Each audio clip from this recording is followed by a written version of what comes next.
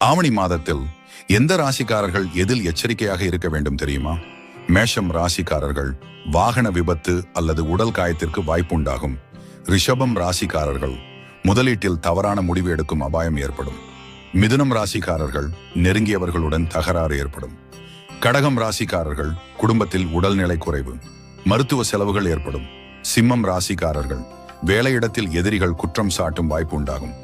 கன்னி ராசிக்காரர்கள் சட்ட பிரச்சனை காரணமாக சிக்கல் ஏற்படும். துலாம் ராசிக்காரர்கள் காதல் திருமண வாழ்வில் பிரிவு நிலை ஏற்படும். விருச்சிகம் ராசிக்காரர்கள் தொழில் இடமாற்றம் அல்லது வருமான குறைவு உண்டாகும். தனுசு ராசிக்காரர்கள் பயணத்தில் பையில் மொபைலில் திருட்டு அபாயம் உண்டாகும்.